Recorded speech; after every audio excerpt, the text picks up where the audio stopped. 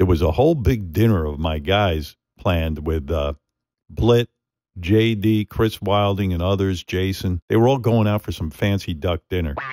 There was a big fight between JD and Chris, and they were sitting now at opposite ends of the table. They couldn't even, and now their friendship is over. What's going on there, Jason? What can you tell us? I thought we were having a great night. We were out drinking at a very fancy place and restaurant and drinks and drugs and all sorts of fun festivities, laughter. And then I left the table to go outside to have a smoke.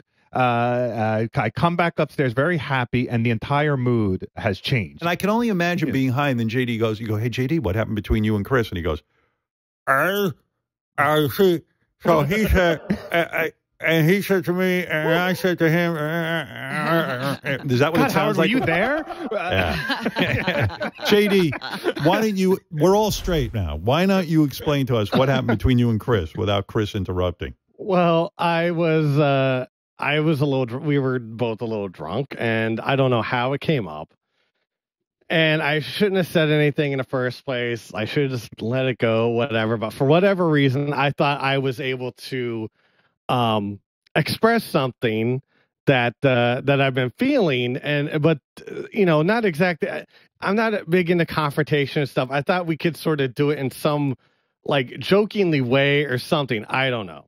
So I don't know. I don't know how it came up. We're talking, and he's like, Have and you I said, anything yet? I'm sitting there going like this. Oh, I'm trying. Shut up. Is this pretty much the explanation you got? No, hold on. No, hold on. Right. So I said to him, it kind of annoys me that you do an impression of me like almost during every meeting, something like that. And he sort of, got a little offended or whatever. He goes, well, what about this person? Oh, what about that person? They do an impression of you too, and I go, well, they don't do it as much as you do.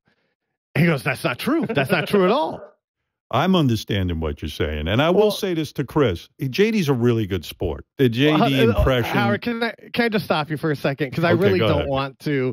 I'm really not looking to do like, a team Chris, team JD, whatever. I'm not either. He's not going there. I haven't said anything yet. I love Chris. I love you. I'm just trying to I'm going to give Chris a new perspective. Here's the thing. JD's a real good sport. He is. And you can tease him a little bit about, and all that kind of stuff. It's so much fun to do the JD impression. I understand where Chris, and it's an easy laugh. Everybody loves it. But sometimes we'll be in a meeting and JD will just go, I have an idea, and everyone goes, like he gets drowned out with like a lot of people just going, and sometimes I'm like, well, JD has some good stuff to say, but I think he just says to himself, I'm going to keep quiet so everyone doesn't jump on my back. Right. He's being stifled. What do you think? I think you overreacted, Chris. I wasn't there. But, do you think what I'm saying has some legitimacy? There is. What's strange about this is, listen, in June, JD and I were on the air, literally kissing each other. Yeah. Back in Miami, we were holding hands on a plane. JD and I have had on-air and off-air tiffs in the 7 or 8 years I've worked here. Something has happened in the last month and a half. I believe certain parties are in JD's head about me. And I think when I then go and, no, this is true. Something is happening behind the scenes. There's been a smear campaign. I know as far back as Miami, there were people going around to mutual friends of mine, like a JD, saying, don't hang out with Chris Wilding. Don't hang out with John Blitt. They're going to ruin your credibility at this organization.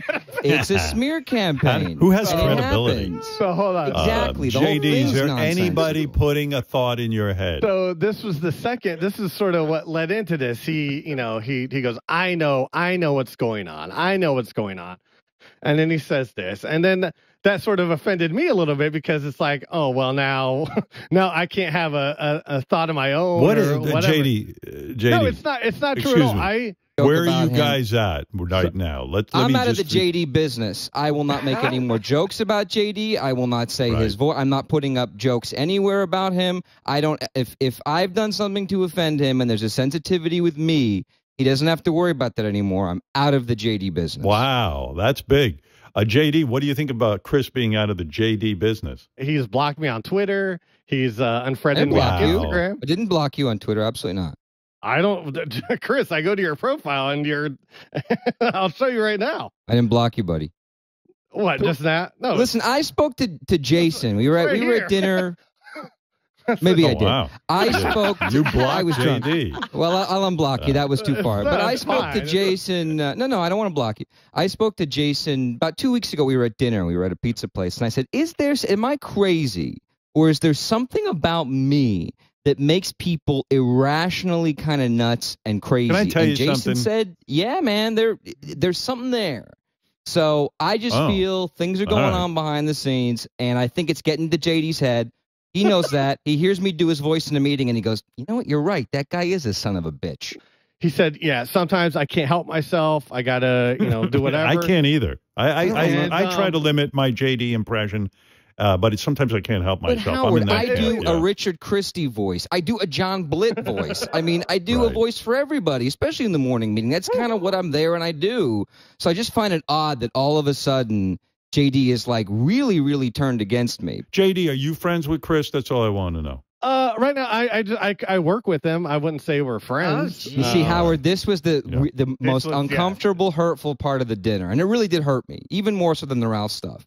There were two other guys at the dinner who were trying to calm things down, and they said, JD, let's get past this. Really, you do like Chris. You're friends with Chris, right? He would not say he liked me or was my friend. And that must have been a great dinner. JD. And those poor ducks that died while you guys ate them. That's who I feel bad for. The duck was great. The duck was worth the drama. So he likes the duck. He doesn't like me.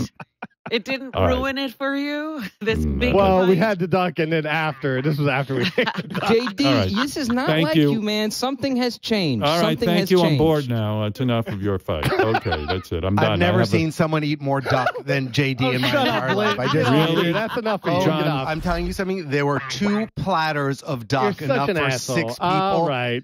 This guy went from one platter to the other one. He's like, get dark the meat, fuck white outta meat. here. The skin. He was hoisin sauce, the cucumbers, the pancakes. I mean, I've never seen. I don't even know what hoisin hoisin sauce is. Was there Yeah. a problem that JD was hoarding most of the duck for himself not and others hoarding. did not have enough? He growled at people when they tried to take a piece, but I was like, JD, relax. There's enough duck for everyone to go around, and we can order more. So it was a beautiful meal, though. A beautiful meal.